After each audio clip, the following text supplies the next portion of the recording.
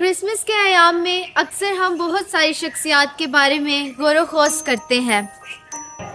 अगर क्रिसमस का ड्रामा हो तो उसमें मुकद्दसा मरियम को फरिश्ते का सलाम और चरनी में चरवाहों और मजूसियों का सजदा ड्रामे में लाजमी पहलू समझे जाते हैं।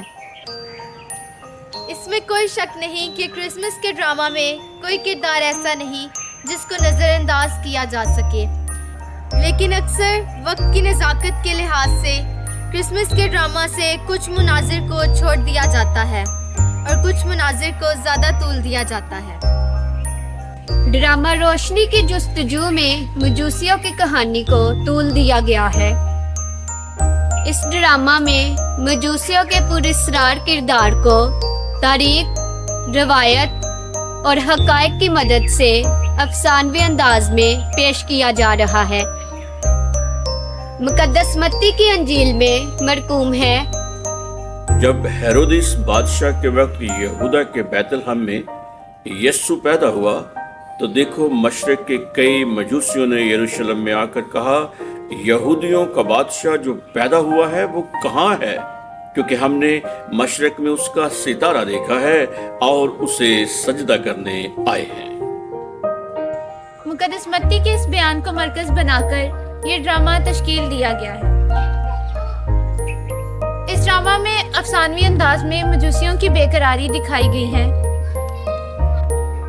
कि वो अनजान मसीहा यस्सु को ढूंढने निकलते हैं और वो नूरे मुजस्सम को सजदा करना चाहते हैं।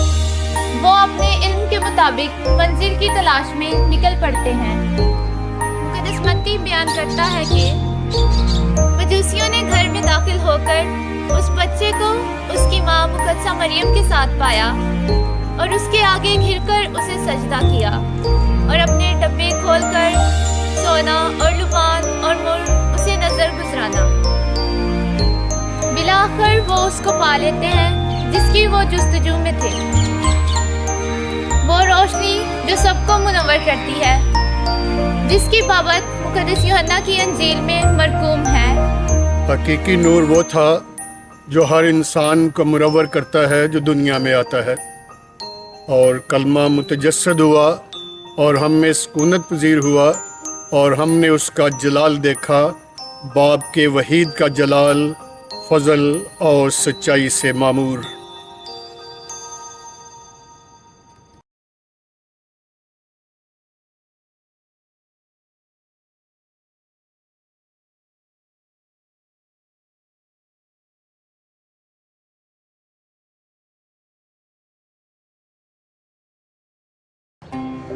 मुकद्दसा मरियम का ताल्लुक दाऊद के घराने से था।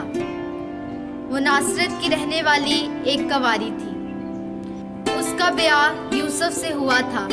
जब खुदावंद का फरिश्ता उससे कहता है कि तेरा बेटा होगा, तो वो अक्ली दलील से दरियाफ्त करती है कि मैं मर्द से ना वाकिफ हूँ और ये नामुमकिन बात है। खुदावंद का फरिश्ता बताता है कि ये रूल कुदस से होगा। इस मुकालमे में मुकद्दसा मरियम अपनी शुबहात को पेश करती है और खुदावंद का फरिश्ता उनकी वजाहत करता है। मुकद्दसा मरियम को अब फैसला करना था कि वो खुदा के हुक्म की तामील करें। आए इस मंजर में हम देखते हैं कि मुकद्दसा मरियम किस तरह खुदा की ताबे फरमा होती हैं।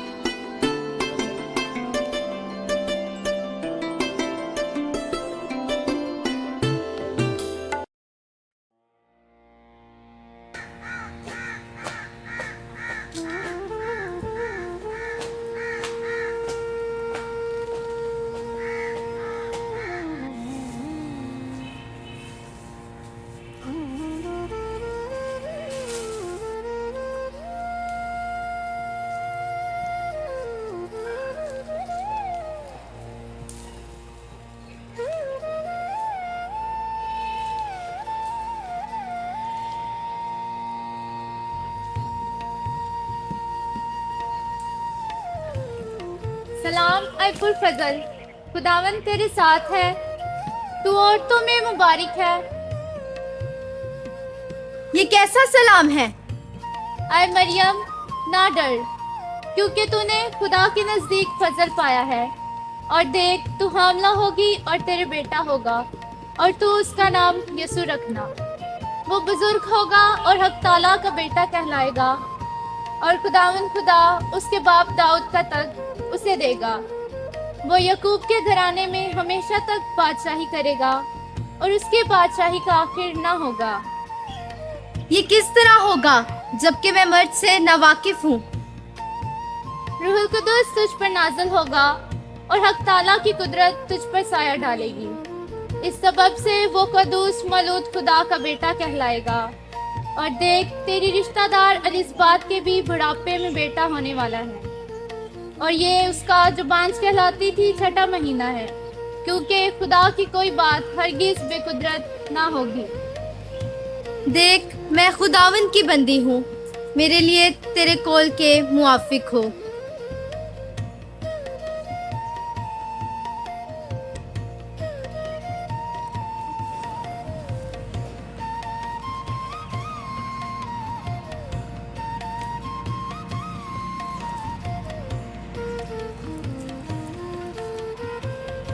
मैं अभी अपनी बहन एलिज़बात के पास जाती हूँ।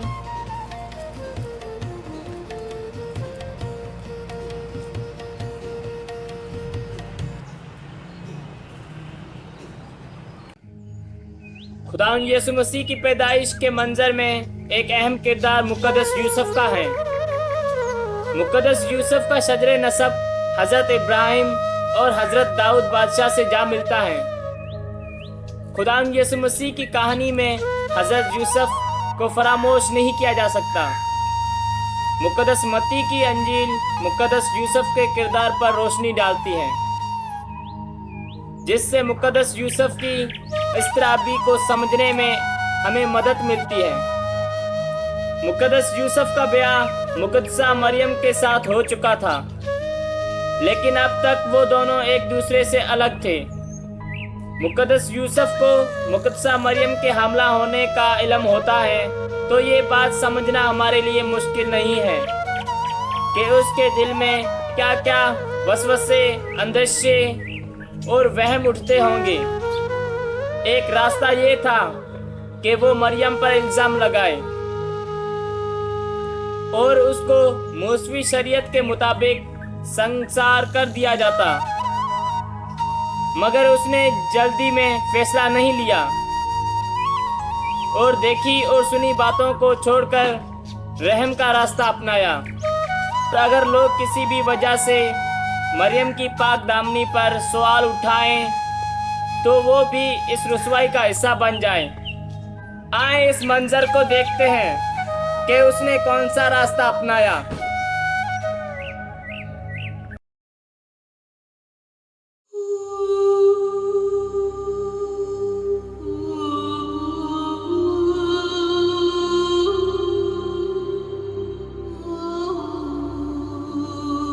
मरियम, मैंने तुम्हारे बारे में ऐसा नहीं सोचा था। तुमने मुझे रुसवा कर दिया। अगर मैं तुम पर इल्जाम लगाऊं तो तुम्हें संसार कर दिया जाएगा। मैं ऐसा नहीं कर सकता। मैं तुम्हें रुसवा नहीं करना चाहता। मैंने सोच लिया है कि मैं चुपके से तुम्हें छोड़ दूंगा।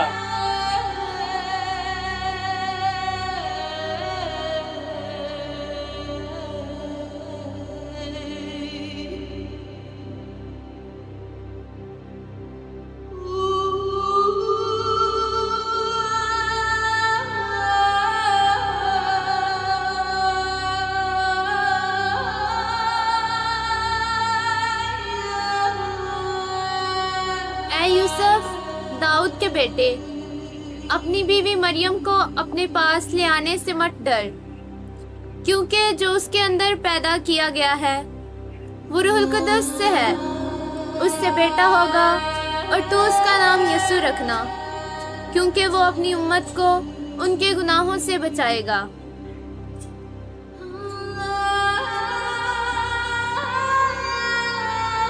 ये सब क्या था?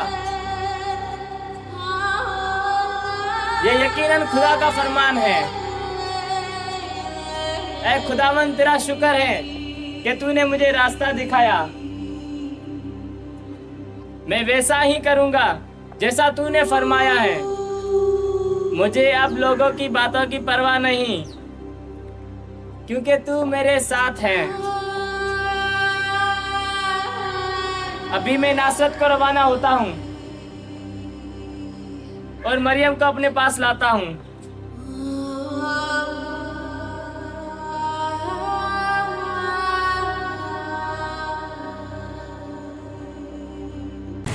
एक रवायत के मुताबिक मजूसी कैस्पर का ताल्लुक हिंद से था। हम जानते हैं हिंदुस्तान में सितारों का इल्म बहुत कदीम है। अब तक सितारों की मदद से मुस्तकबिल की पेशन गोइयाँ की जाती हैं। ये बात वसूख से कही जा सकती है कि मजूसियों को सितारों का ख़ास इल्म था, इसीलिए वो सितारे की रहनुमाई में यरूशलेम में बादशाह की तलाश में आते हैं। मजूसी का एक मतलब ये है कि वो जो सितारों का इल्म रखता है, मजूसी कैस्पर को माहिर फल्कियात की तरह पेश किया जा रहा है, जो आसमान के सितारों को पढ़कर मुस्तकबिल को देख लेता है।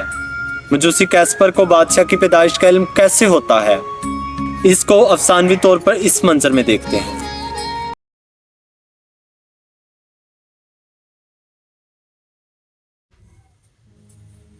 इब्राहिम, ये सितारा सबसे अलग है। सितारों की गर्दिश से मालूम हो रहा है कि किसी अजीम हस्ती का जन्म होने वाला है। कैस्पर, क्या सितारों से मालूम किया जा सकता है कि किसका जन्म होने वाला है? बेशक इब्राहिम, जिस तरह हम मौसम को देखकर ये जान लेते हैं कि बारिश होगी या नहीं, इस तरह आसमान पर हर चमकता सितारा हमारी रहनुमाई करता है। मैंने भी खुले आसमान में सितारों को देखा है, मगर मैंने तो अपने पुश्तों से यही बात सुनी है कि ये सब हमारे खुदा की तख्लीक है। तुम इन्हें खुदा की तख्लीक देखते हो, मैं तो इन्हें खुदा देखता हूँ। इसलिए तो जो सितारा मैं देख रहा हूँ, जब तक इसे ढूंढ ना लूं मुझे सुकून नहीं मिलेगा।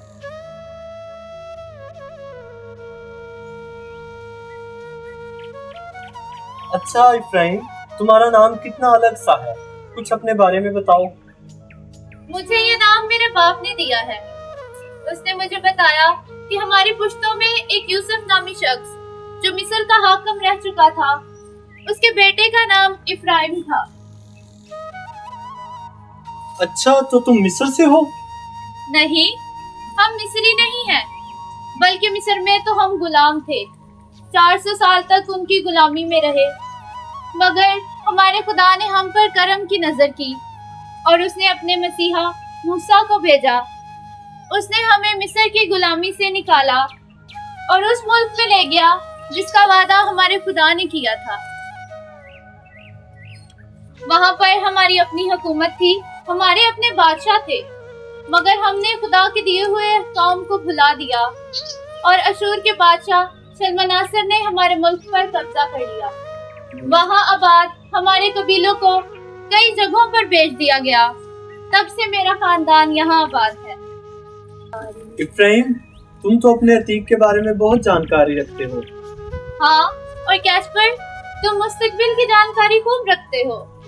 ठीक कहा तुमने, मगर मुस्तकबिल को जानने के लिए माजी पर झलक डालना भी जरूरी है। अच्छा, ये बात है, तो मैं आपको माजी के कुछ सहायक दिखा सकता हूँ, शायद वो आपकी मदद करें। जल्दी करो, मैं देखना चाहता हूँ इसी वक्त। ठहरो, मैं अभी लेकर आया।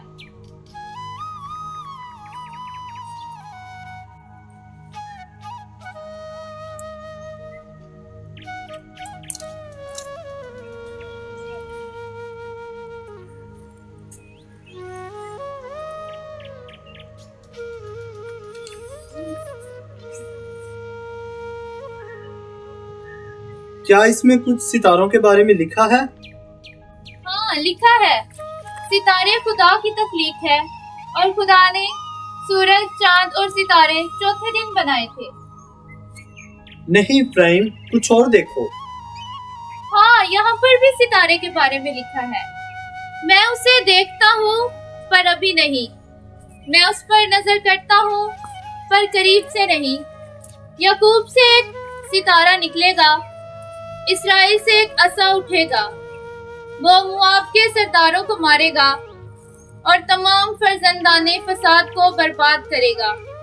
अदूम उसकी मेरास होगा, सैर उसकी मलकियत हो जाएगा। इसराइल बहादुरी करेगा।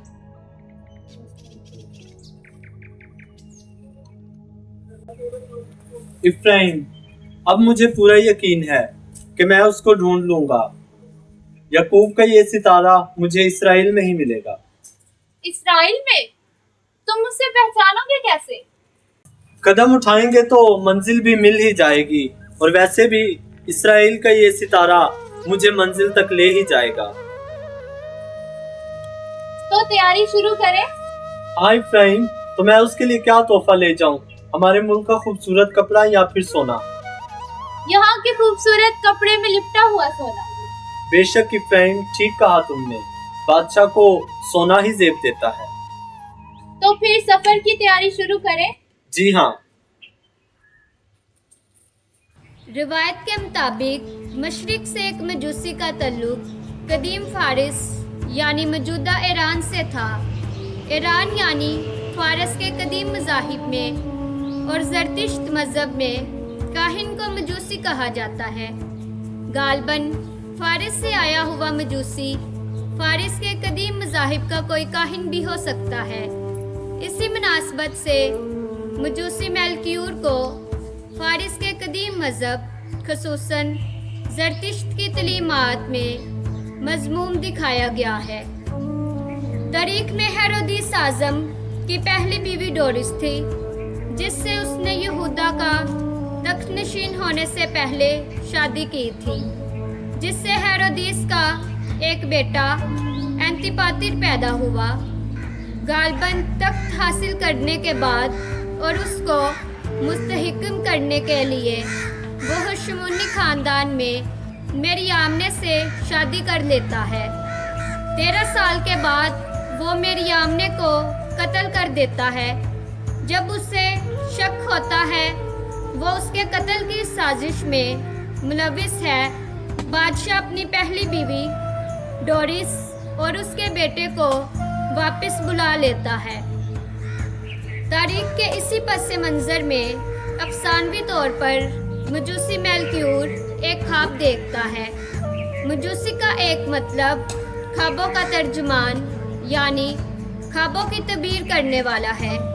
इसी मुनासबत से मेलक्यूर की ख्वाबों में खास दिलचस्पी को जाहिर किया गया है। आए हम मजूसी मेलक्यूर को इस मंजिर में देखेंगे।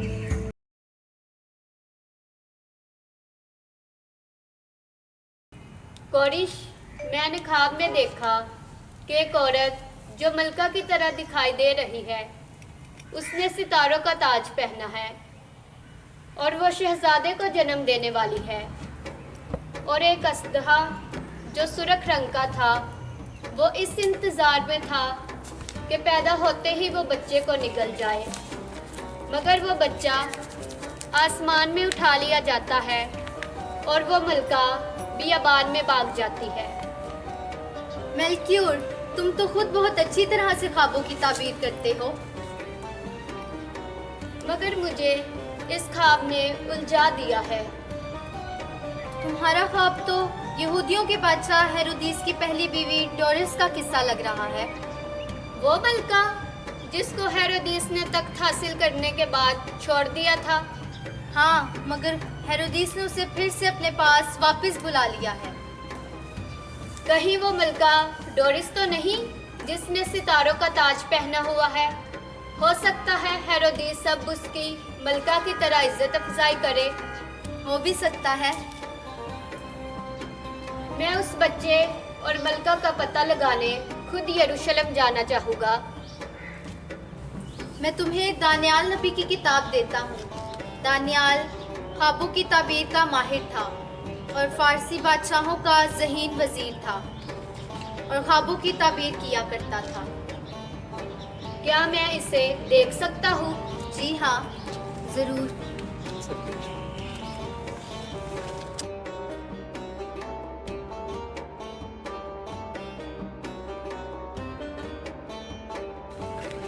ये देखो।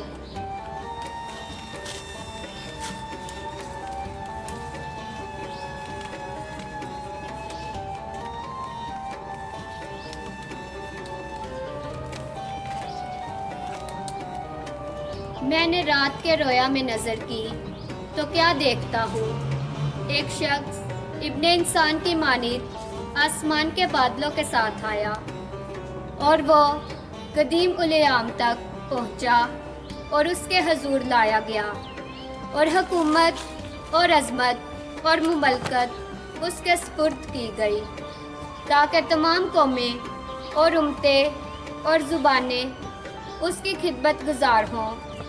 उसकी हुकूमत अब्दी और लाजवाल है और उसकी मुमलकत गैर फ़ानी है।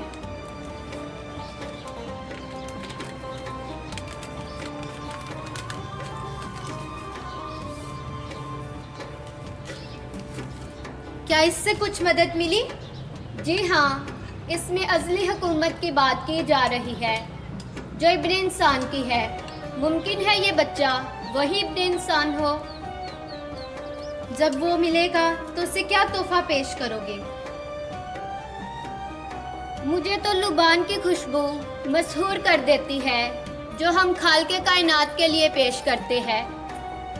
बहुत खूब, आला किस्म का बेशकीमत लुभान पेश करना अच्छा रहेगा। चलो तो फिर चलते हैं।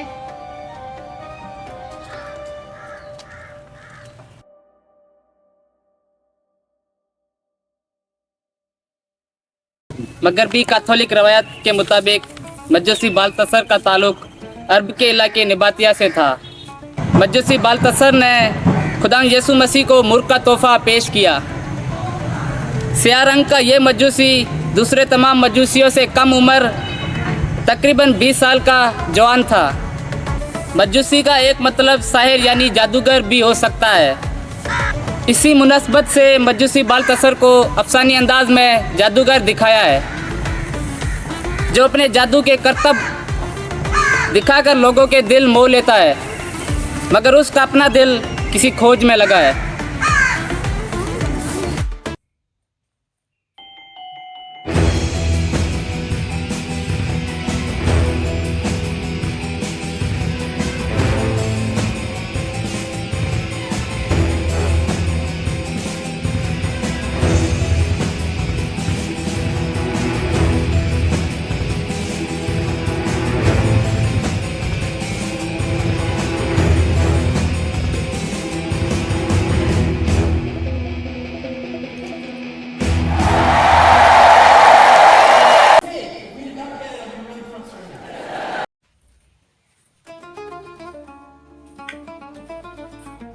सर, तुम बेशक अपने हुनर में माहिर हो। पेलुपात्रस मेरे दोस्त, तुम तो जानते हो ये कोई जादू नहीं, ये तो बस मेरी मेहनत और हाथों का कमाल है। मगर लोगों के नजदीक आप कुछ भी दिखा सकते हो और कुछ भी जोड़ सकते हो। मगर एक शख्स जिसकी तलाश मेरे दिल में है, मैं भी अभी तक उसकी तलाश में हूँ। अच्छा, वो कौन है? मैंने उसे देखा नहीं, मगर उसके बारे में ये जानता हूँ। क्या आप उसके बारे में कुछ बता सकते हैं? उस पर जुल्म किया गया पर वो फरोतन रहा और उसने अपना मुंह न खोला। वो दबाने वाली भेड़ की मानिंद और बड़े की मानिंद बाल कतरने वालों के सामने खामोश रहा और अपना मुंह न खोला। गिरफ्तार करने और फतवा देने के बाद वो उसे ले गए। उसका अंजाम कौन बयान करेगा। वो अर्ज़े जिंदगान से काटा गया और अपनी उम्मत की सरकशी के सबब से कत्ल किया गया और उन्होंने शरीरों के साथ उसे दफनाया और दौलतमंद के साथ कब्र में रखा। इस नविसा में ये शख्स कितना अजीब है। हमें तो अपनी गलती कबूल करना कितना मुश्किल है। ये शख्स दूसरों का इल्जाम अपने सर ले रहा है और दूसरों की गलती की सजा पा रहा है। मैं उसको ढूंढने जाऊंगा और उसकी कुर्बानी के लिए उसको मुल्क का तोहफा पेश करूंगा, क्योंकि वो अपनी जान दूसरों के लिए देता है।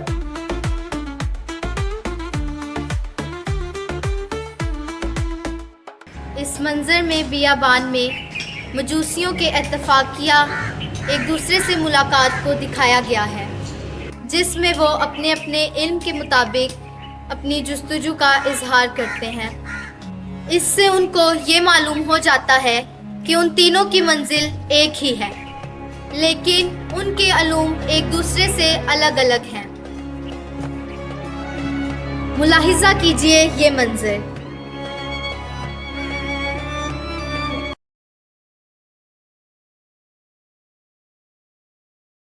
ये सितारा मुझे यरूशलेम की ओर ले जा रहा है। इसका मतलब मैं बिल्कुल ठीक राह पर हूँ। नक्शा के मुताबिक अभी यरूशलेम की जानिब बहुत सफर बाकी है। बबक्शी, तुम फारसी हो? जी हाँ, मैं किसी खोज में निकला हूँ। क्या तुम्हारे पास किसी खजाने का नक्शा है? नहीं नहीं, खजाने का नक्शा नहीं, ये तो यहूदिया का नक्शा है जहाँ बादशाह हेरोदिस की हुक्मरानी है। तो आप यरूशलेम जा रहे हो बादशाह से मिलने? पहले बादशाह को तलाश करूँगा, फिर उससे मिलूंगा।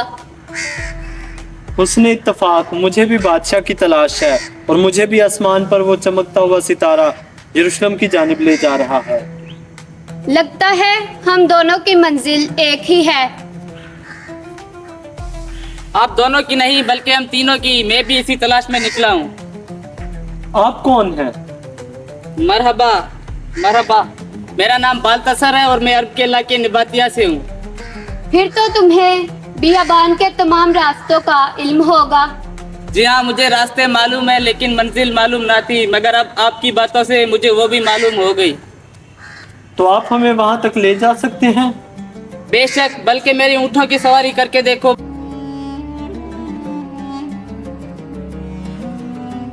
बयाबान के रास्ते में इससे अच्छी सवारी और कोई नहीं। सुबह का सितारा नजर आ रहा है। हम अब यहाँ से रवाना हो सकते हैं। चलो चलते हैं।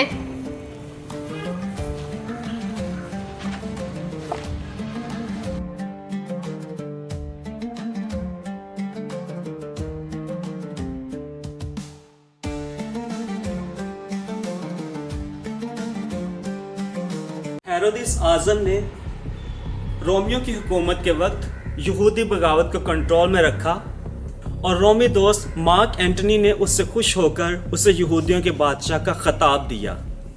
उसने यहूदियों की हमायत हासिल करने के लिए उनके लिए आलीशान हैकल तामीर करवाई। यरूशलेम में यहूदी हैकल में आज़ादी के साथ इबादत और मजहबी रसूमात के लिए आ सकते थे, इसलिए वो खुद को यहूदियों का मसीहा समझता था। जब हेरोदिस अभी जलील का गवर्नर ही था, उसने 45 काफमीम में डोरिस से शादी कर ली और 37 काफमीम में उसने हशमोनी सल्तनत को पाने के लिए डोरिस को ओहदे से दस्तबरदार कर दिया और हशमोनी ख़ानदान की मलका मरियम से शादी कर ली। यहूदिया में अपनी सल्तनत को मजबूत बनाने के लिए उसने सनहेड्रिन अदालत आलिया के 45 अराकीन को कत्ल करवा दिया जो हशमोनी सल्तनत के खैरख्वाह थे, जो हशमोनी सल्तनत के हामी थे, और हशमोनी शहजादी मरियम से शादी कर ली।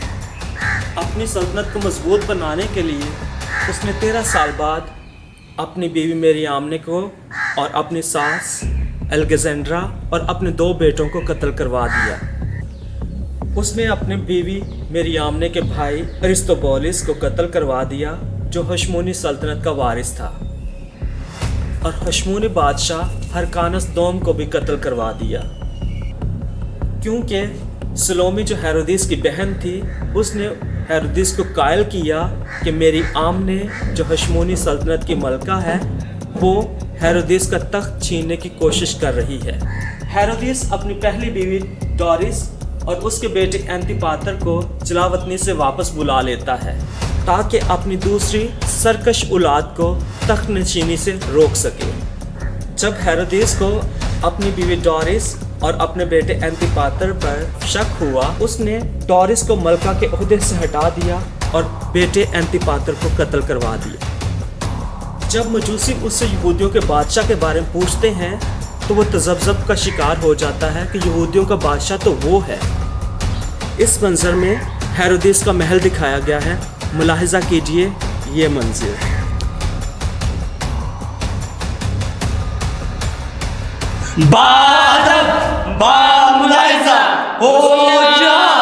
जहाँ पना यहूदियों का बादशाह हेरोदिस दरबार में पधार रहे हैं।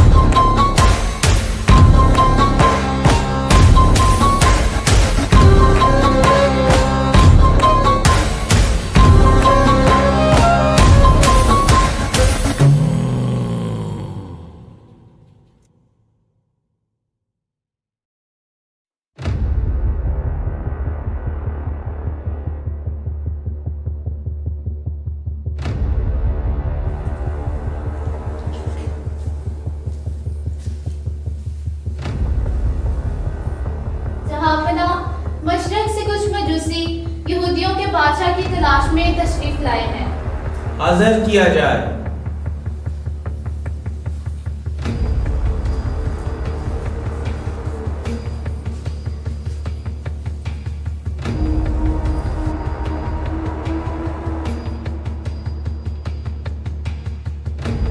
नमस्कार, मैं मजूसी कैस्पर हिंद से।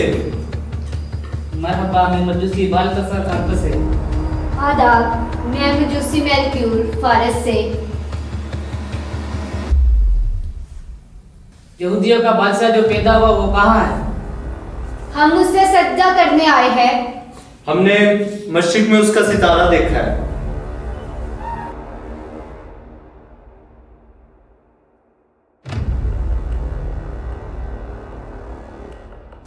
और कौन हो सकता है यहूदियों का बादशाह?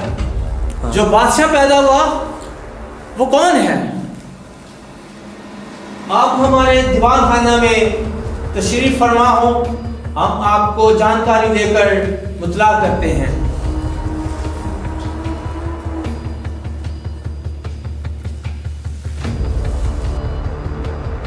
सरदार कायनों और फकीयों को हाजिर किया जाए।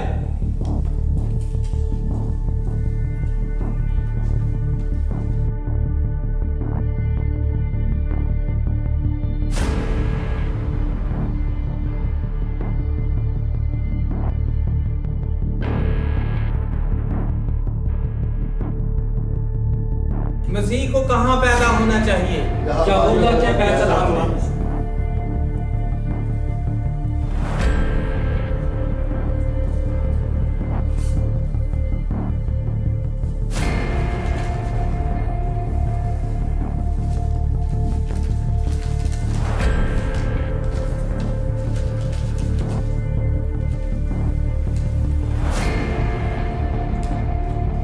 नबी की मार्फत यूँ लिखा है, आए बैतलहम यहूदा की सरजमीन, तू यहूदा के रईसों में हरगिज़ कमतरीन नहीं, क्योंकि तुझ में से एक हाकिम निकलेगा जो मेरी उम्मत इस्राएल की गलबानी करेगा।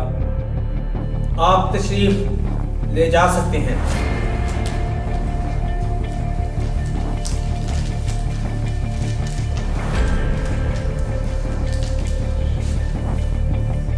क्या मैं यहूदियों का मसीहा नहीं हूं?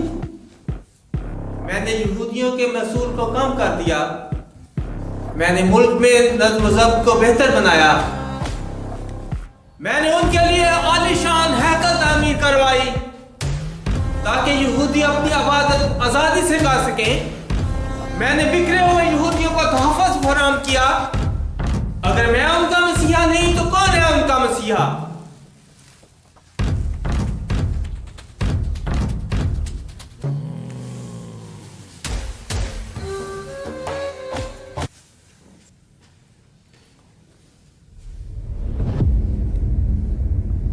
मजूसियों को हाजिर किया जाए।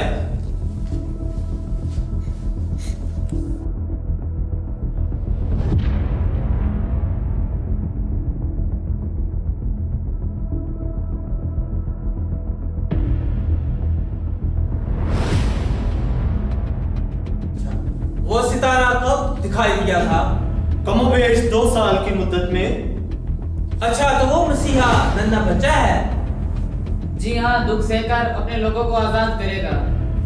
उसकी बादशाही अबद तक कायम रहेगी। वो बच्चा आपको बैतलहम में मिलेगा। बैतलहम में? हाँ, यहूदा के बैतलहम में। वो यहाँ से ज्यादा दूर नहीं है। वो जो दाऊद का शहर कहलाता है। जी हाँ, जाओ और बच्चे की बाबत खूब दरियाफ्त करो। शुक्रिया जहां पनाह। जब उसे पाओ तो मुझे खबर दो कि मैं भी आकर उसे सजदा करूं।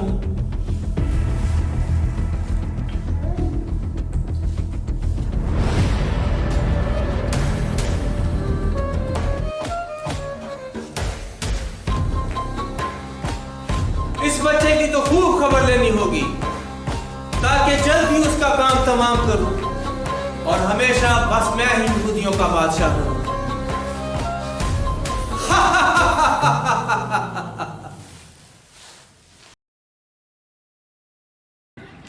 ये इस ड्रामे का आखिरी मंजर है।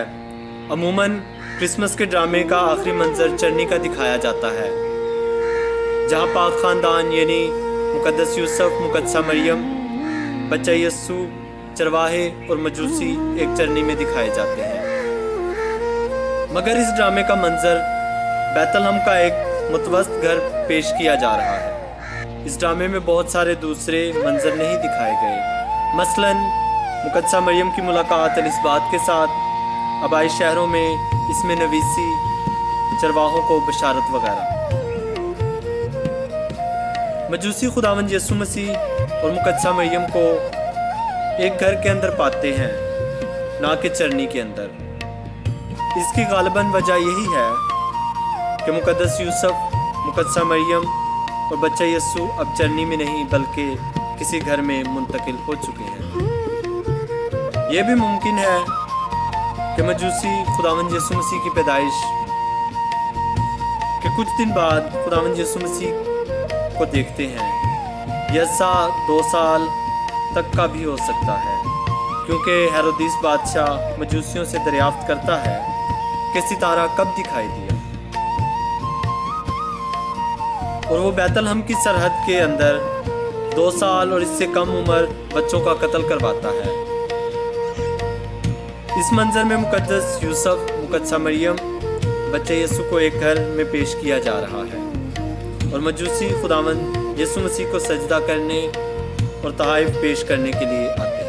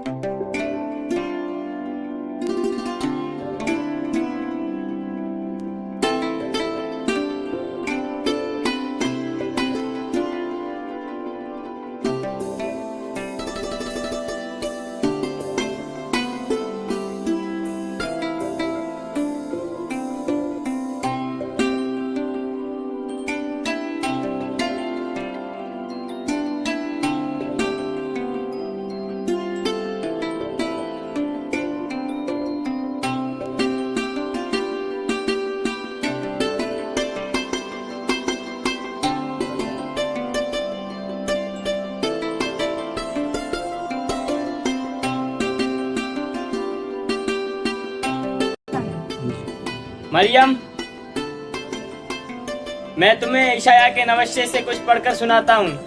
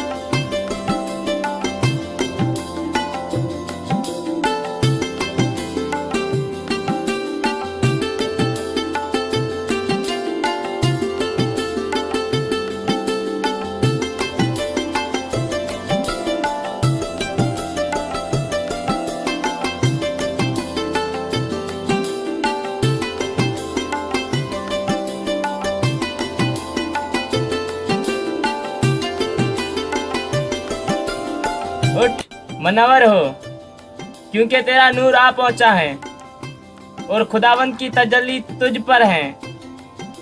क्योंकि देख, तारीकी जमीन पर छाई हुई है और कौमों पर अंधेरा है, लेकिन तुझ पर खुदावंद तलू है और इसकी तजल्ली तुझ पर जाहिर है।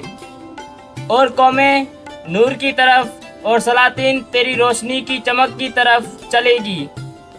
अपनी आंखें उठाकर नजर दौड़ा, वो सब के सब जमा हुए और तेरे पास आए हैं, और तेरे बेटे दूर से आ रहे हैं, और तेरी बेटियां गोद में उठाई हुई हैं।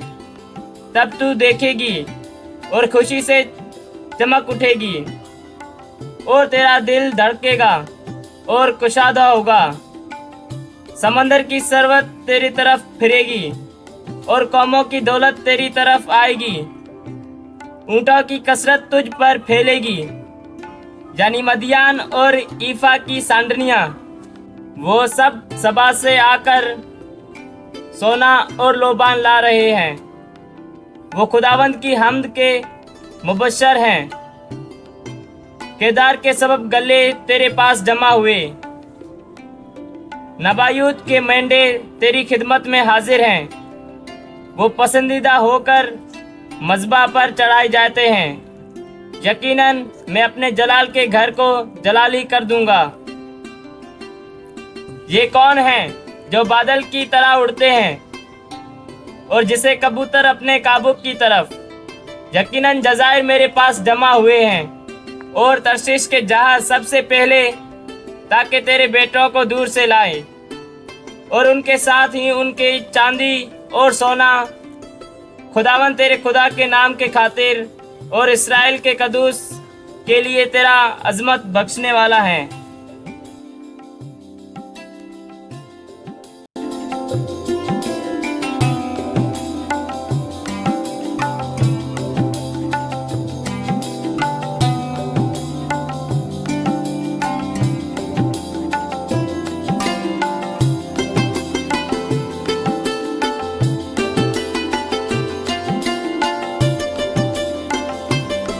शालोम।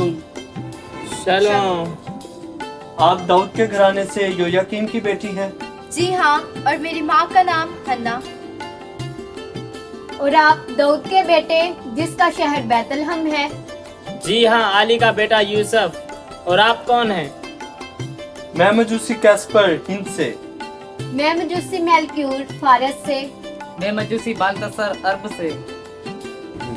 और वो जो बच्चा पैदा हुआ वो कहाँ है? हम उसे देखने और सजदा करने आए हैं।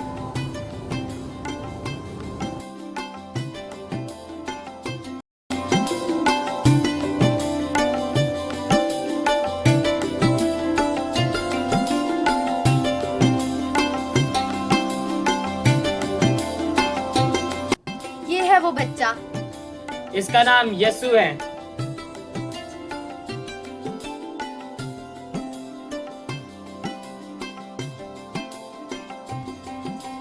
मैं इसके लिए सोने का तोहफा लाया हूँ क्योंकि ये बादशाह है।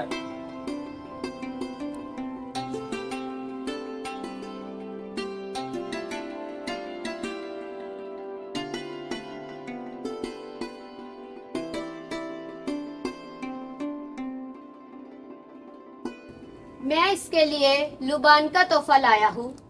ये बच्चा काहिन है और इंसानी जिस्म में खुदा लुबान खुदा के हजूर पेश किया जाता है। मैं ये तोहफा इस बच्चे की नजर करता हूँ।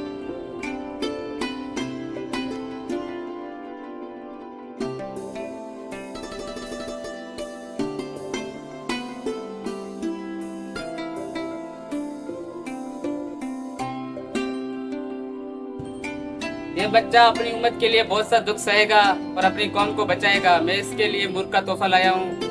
ये जख्मों में दर्द को कम करता है और मुर्दा जिस्म पर मला जाता है।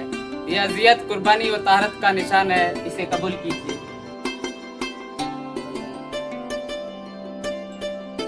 हेरोदीस को भी इस बच्चा की तलाश है। वो भी इसे सजदा करना चाहता है। इस पर मिल्कीवर मुझे मालूम होता है कि कहीं वो बच्चे को मार न डाले। वो इसे सिजदा करना नहीं चाहता, बल्कि वो मालूम करना चाहता है कि मसीह कौन है, क्योंकि उसने तो अपने बेटे और बीवी को भी मरवा दिया जब उसको शक था कि वो उसका तख्त पाने की साजिश कर रहे हैं। मेरा ख्वाब अब मैं समझा। वो बच्चा यही है और वो खतून आप हो। और वो अस्तहा जो सुर्ख रंग का था, जो बच्चे को निगलना चाहता था, वो कौन था? वो हेरोदिस बादशाह ही है। हम वापस बादशाह के पास नहीं जाएंगे, हम किसी और राह से वापस जाएंगे। यूसुफ, तुम बच्चे का ख्याल रखना। अब ये जगह महफूज नहीं, तुम इसे कहीं और ले जाना। हमें खुशी हुई, जिस नूर की हमें तलाश थी उसे हमने पा लिया है। जिस रोशनी की हमें जुस्तजू थी वो हमें मिल ही गई है। जिस मंजिल की तलाश में हम निकले थे, हमने वो हासिल कर ली है।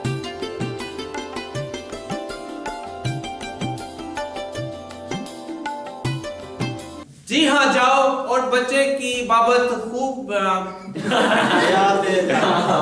इस नविस्ता में ये शख्स कितना अजीब है। हमें तो अपनी गलती करना कितना मुश्किल, कबूल करना कितना मुश्किल। दोबारा से